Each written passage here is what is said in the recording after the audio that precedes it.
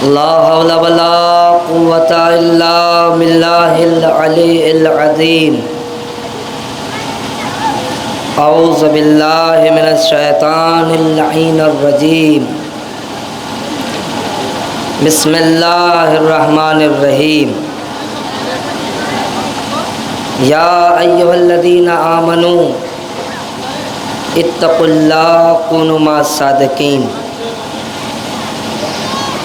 बरादरान अज़ीज़, मोहतरम सामईन, मेरी कौम के नौजवान व बुज़ुर्ग हज़रात, मेरी माँ बहनों, आए हुए सभी हमारे भाई, ये जुलूस, ये मजलिस, ये शब्बेदारी हमारी कौम के लिए सुपर ताकत है। हमारी कौम के लिए ये सुपर ताकत है। इससे बड़ी ताकत कायनात में कोई नहीं है। एक जुमला और रब्ते मसाइल, ये सबसे बड़ी ताकत है। जो जहाँ बैठा है इस पैगाम को सुने, सबसे बड़ी ताकत है। दुनिया असलहों को इकट्ठा करके अपनी ताकत पे गुरूर करती है।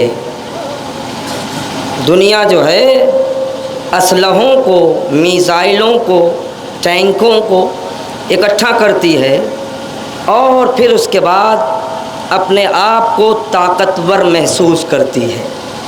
शायद उन्हें पता नहीं है जिस असलहे पे तुम गुरूर करते हो कि हम ताकतवर हैं, वो असलहा बिक भी सकता है, मिट भी सकता है, ख़राब भी हो सकता है। तवज्जो फरमाइए। जिस असलहे पे तुम्हें गुरूर है कि हम ताकतवर हैं, वो असलहा बिक भी सकता है, मिट भी सकता है, ख़राब भी हो सकता है, मगर हमें 1400 साल से लेकर अब तक गुरूर है। न हमारी मजलिस बिक सकती है, न हमारा जुलूस बिक सकता है। हुसैनियत जिंदाबाद, हुसैनियत जिंदाबाद, हुसैनियत जिंदाबाद, यजीदियत मुर्दाबाद, यजीदियत मुर्दाबाद, यजीदियत मुर्दाबाद, नारा हैदरी, नारा सलवार। तवज्जो है ना? ना तो हमारी मजलिस बिक सकती है, न हमारा जुलूस, न हमारी शब्बेदारी। और सुनो दुनिया वालों, ये तो जुलूस है, ये तो शब्बेदारी है, ये तो मजलिस है। हुसैन का अज़ादार भी मुनाफिकों के हाथ नहीं बिक सकता। तो जब अज़ादार का मर्तबा इतना बुलंद है, तो हुसैन का मर्तबा कितना बुलंद है। सलावत बर मोहम्मद।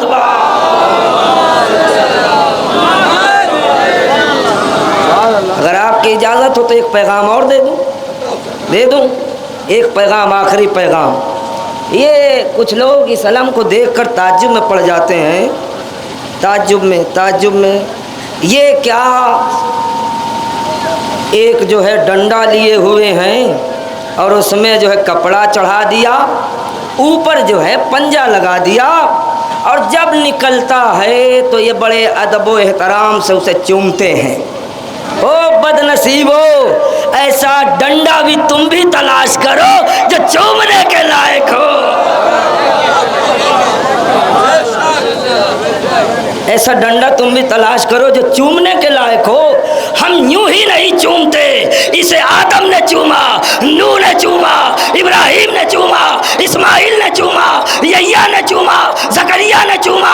आते आते अब्बास के हाथ में गया। जालिम ये समझता था हमने बाजू काट दिया, न उठाने वाला रहेगा न चूमने वाला।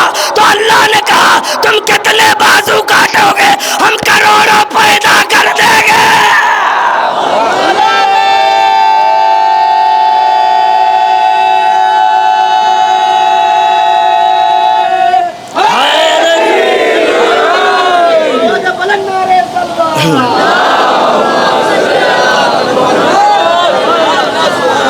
अब ये मेरी बात मेरे मुसलमान मुसलमान भाई सुने और मेरे हिंदू भाई भी सुने, जो मैं अब पढ़ने जा रहा हूँ वो ये, इसे जो हम उठाते हैं इसका मर्तबा पैगंबरियत से लेकर इमामत तक है। मगर एक मिसाल दूँ, हर मुल्क का एक निशान होता है ना, हर मुल्क का एक निशान है। हिंदुस्तान का निशान है तिरंगा, पाकिस्तान का निशान आप खूब जानते हैं, है ना, सऊदी अरबिया का निशान। यानी पता ये चला जितने मुल्क हैं सबके निशान हैं, सब तस्लीम कर रहे हैं ना, सबके निशान हैं। मगर अब मैं दावे के साथ कहता हूँ, क्या कभी आपने देखा कि पाकिस्तान का निशान हिंदुस्तान में लगा हो? हाय हाय, पाकिस्तान का निशान हिंदुस्तान में लगा हो, हिंदुस्तान का निशान पाकिस्तान में लगा हो। कायनात आलम में एक ही निशान हुसैन का है। जो पाकिस्तान में है वही हिंदुस्तान में है, जो सऊदी अरब में है वही कोयत में है, जो कोयत में है वही लंदन में है। याद रखो, ऐसा निशान कायनात की कोई भी हुकूमत पैदा नहीं कर सकती जो मोहम्मद का नवासा पैदा कर गया। सलावत बर मोहम्मद वा।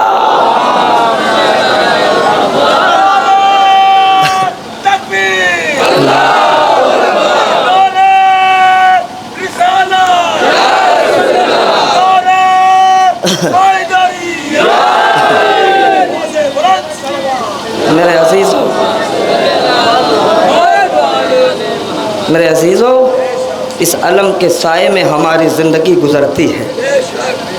यह अलम हमारे हर जुलूस के आगे आगे होता है। मगर कोई सैयद सज्जाद से पूछे कि जब वो कैदी बनकर चला तो कभी दाएं देख रहा है मेरा मौला, कभी बाएं देख रहा है मेरा मौला। जनाब ज़ैनब ने पूछा, बेटा सज्जाद, अब तो तुम कैद के आलम में हो, तुम्हारे हाथों में हथकड़ियाँ हैं, पैरों में बेड़ियाँ हैं, कमर में लंगर है, गले में खारदार तौर, क्यों दाएं देख रहे हो, क्यों बाएं देख रहे हो? आपके मौला ने क्या फरमाया? ए फूफी अम्मा, हर कदम पे मुझे चचा अब्बास याद आ रहे, हर कदम पे मुझे चचा अब्बास याद आ रहे हैं। मेरी माँ बहनों, मेरे बड़े भाइयों, मेरे छोटे भाइयों, मेरे बुज़ुर्गों, शर्मा के न रोना। इसलिए क्यों? इसलिए किसी का कुछ पता नहीं, इस साल है अगले बरस होता है या नहीं होता। हमारी मजलिसों में 3 बीवियाँ तशरीफ़ ले आती हैं। एक रसूल अल्लाह की बेटी जिसका नाम फ़ातिमा है। मेरे मौला सज्जाद से रवायत है, इसलिए कि शब लग गई शहादत की, मैं उसी उन्वान से मसाइब पढ़ूँगा। मौला फरमाते हैं कि मेरी भी कब्र जन्नतुल बकी में है। एक बैग मेरी दादी ज़हरा की कब्र लरज़ने लगती है। मैं दादी से पहले दादी की कब्र पे आ जाता हूँ, आने के बाद दादी के पायती बैठ जाता हूँ और अपने सर को रखता हूँ। दादी अम्मा, क्या बाबा हुसैन याद आ गए? एक मर्तबा कब्र से आवाज़ आती है, मेरे लाल, तेरे बाबा के अज़ादारों ने मजलिस बर्पा कर दी है। मेरे मौला सैयद सज्जाद फरमाते हैं, चंद मिनट सुन ले तमहीद के मसाइब। मेरे मौला सैयद सज्जाद फरमाते हैं, क्या फरमाते हैं? कब्र फट जाती है, मेरी दादी अम्मा कब्र से बाहर आ जाती हैं, मगर मेरे मौला कहते हैं चलने का अंदाज़ तुम्हें पता है मेरी दादी कैसे चलती है? कैसे चलती है मौला बताइए कैसे चलती है? कि मेरी दादी के दाएं हाथ में असा, बायां हाथ पसली पर, हाँ मेरा गरीब हुसैन, हाँ मेरा मजलूम। जज़ाकुमुल्लाह, जज़ाकुमुल्लाह। ए मेरे अजीज़ों, फ़िज़ा में आवाज़ गूंजी, अला क़ुतिल हुसैन व करबला, अला ज़ुबिहल हुसैन व करबला। फातिमा का लाल मारा गया। एक मरतबा सैयद सज्जाद ने फरमाया, ए फूफी अम्मा ज़रा खैमे का पर्दा हटाओ। अब सैयद की फूफी ने जब खैमे का पर्दा हटाया, मेरे मौला ने अजीब मंजर देखा। क्या देखा सैयद सज्जाद ने? बाप का सर नोके नेज़ा पर है और एक मरतबा का सलाम अलैका या अबा अब्दुल्लाह। जवाब आया अलैका सलाम ए बेटा सज्जाद। अब जंजीर के जेवर को पहनने के लिए तैयार हो जा। अब जंजीर के जेवर को पहनने के लिए तैयार हो जा। इससे पहले मैं मसाइल शुरू करूं, सुनो। आप ये जानते हो कि जब जनाब मुस्लिम को जब कैदी बनाकर दरबार में लाया गया, इब्ने ज़ियाद का एक सिपाही जनाब मुस्लिम को दरबार के गेट पर बैठकर देख रहा था। जनाब मुस्लिम दरबार में सीना तान कर आए, मगर कुछ अरसे के बाद एक काफ़िला लुटा हुआ आया। वही दरबार में रहने वाला, उसने देखा पहले जो आया था सीना तान के आया था, अब ये आने वाला है कमर झुकी हुई है, सर झुका हुआ है। एक मरतबा दरबारी ने पूछा, तुम कौन हो, तेरा नाम क्या है? कहा मैं सज्जाद, का मदीने का एक हाशमी घराने का मुस्लिम जब दरबार में आया था सर उठा के आया था। अरे तू सर झुका के क्यों आया? कहे भाई मेरे चचा अकेले थे, मेरे साथ मेरी फूफी है। जज़ाकुमुल्लाह। मौला आपको कोई गम न दे। बीबी ज़हरा इनका ना कबूल फरमा। बीबी ज़हरा ये तेरे बच्चे के अज़ादार है। ए बीबी ये तेरी सकीना की मुसीबत पे गिरिया करते हैं। ए बीबी इनकी 4 साल की बच्ची यतीम न हो। जज़ाकुमुल्लाह। मेरे पढ़ने पे न जाना। बीबी शकीर को इतनी ताकत दे कि मैं आपके बच्चों का मसाइब पढ़ सकूं। रोने वालों, तुझे पता होगा सैयद सज्जाद बीमार थे। बीमार के लिए क्या करते हो तुम? अगर घर में कोई बड़ा बीमार हो जाए, उसके लिए पानी तुम लेकर जाते हो, दवा भी लेकर जाते हो। अगर तबीयत ज़्यादा ख़राब हो जाए, जर्रा यानी डॉक्टर को बुला के ले आते हो। मगर मेरे अजीज़ों, करबला का वो बीमार है, करबला थर थर काँप रहा है। फूफी से कह रहा, ए फूफी अम्मा मुझ में ताब नहीं है। जज़ाकुमुल्लाह। उस बीमार के हाथों में हथकड़ी, पैरों में बेड़ी। मगर रोने वालों, एक जुमला और पढ़ूंगा। जिस बीमार के गम में बैठे हो, उस बीमार का एक बेटा था जिसे इमाम बाकिर कहते हैं। मेरे मौला की उम्र 5 साल की थी। रोने वालों, जब सैयद सज्जाद के हाथों में हथकड़ी लगने लगी, पैरों में बेड़ी, कमर में लंगर, गले में खारदार तोक, वो मेरा 5वां इमाम दौड़ता हुआ अपने बाबा सैयद सज्जाद के पास आया। आन कर कहता, बाबा अगर मैं छोटा न होता, बाबा मैं अपने हाथ को बढ़ा देता, बाबा मैं अपने गले को बढ़ा देता। एक मर्तबा मेरे मौला ने फरमाया, ए बाकिर तुझे अपने दादा के जुल्म, तुझे अपने दादा की मुसीबत को आम करना है। ए मेरे लाल, तुझे करबला से कूफा, कूफे से शाम, फिर मदीना जाना है। अहले मदीना को बताना तेरे बाबा के हाथ में हथकड़ी। जज़ाकुमुल्लाह। अब सुन लो, तेरे मौला को मक्तल में लाया गया। कहाँ लाया गया? मक्तल में, जहाँ पे सारे सर मौजूद हैं, सारी लाशें मौजूद हैं। मगर सुनो, सर तो मौजूद है, सही और सालिम है, मगर लाशें सही और सालिम नहीं है, सही और सालिम नहीं है। लाशों पे घोड़े दौड़ चुके हैं। कासिम का लाशा टुकड़े टुकड़े हो चुका है।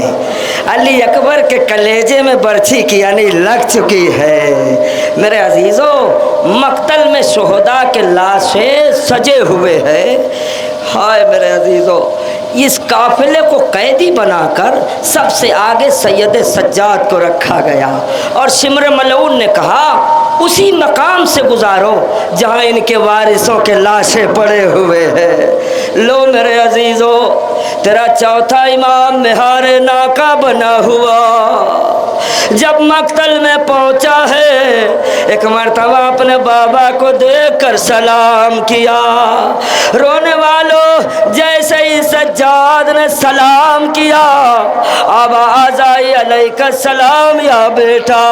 ए बेटा, तुझे ज़ैनब को संभाल के ले जाना है। रोने वालों, इतने में शिमरे मलऊन आ गया और कहने लगा सज्जाद, तेरे बाप का सर नेज़े पे बुलंद नहीं होता।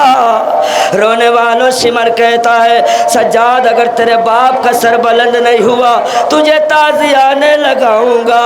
रोने वालों, मेरा चौथा इमाम अपने बाबा के सर के करीब आया। आने के बाद हाथ जोड़ के कहता है मेरा चौथा इमाम, बाबा तेरी गुर्बत की कसम, ए बाबा आप नेज़े पे बुलंद हो जाओ, इसलिए कि मेरी पुश्त पे जगह नहीं है कि मैं ताज़ियाने खाऊं। लाशे से आवाज़ आई, बेटा सज्जाद, तू तो वक्त का इमाम है, ज़रा गौर से देख। रोने वालों, क़यामत बरपा। अब सैयद सज्जाद ने गौर से देखा, एक बरके वाली बीबी दोनों सरों से लिपटी हुई बयान कर रही है, हाँ मेरा गरीब बेटा, हाँ मेरा मजलूम बेटा, ए मेरे लाल, क्या मैंने इसी दिन के लिए चक्किया 20-20 बाला। बस मसाइब का आखिरी टुकड़ा और ख़त्म दुआ। मेरे अजीज़ों, मक्तल से गुज़रता हुआ तेरा चौथा इमाम कूफे पहुँचा। उसके बाद तेरा चौथा इमाम शाम पहुँचा। सुनो शाम की तारीफ़।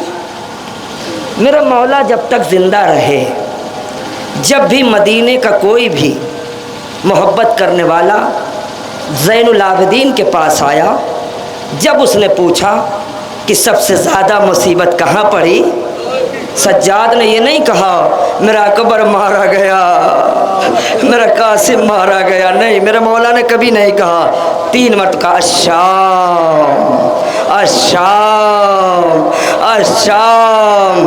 क्यों कह रहे हैं? का 36 घंटे शहर में हमें रोका गया और सबसे बड़ी मजलूमियत ये थी, हम जब तक खड़े रहे शाम की औरतें हमारे ऊपर पत्थर मारती रही, हमारी फूफी ज़ैनब फरियाद करती रही।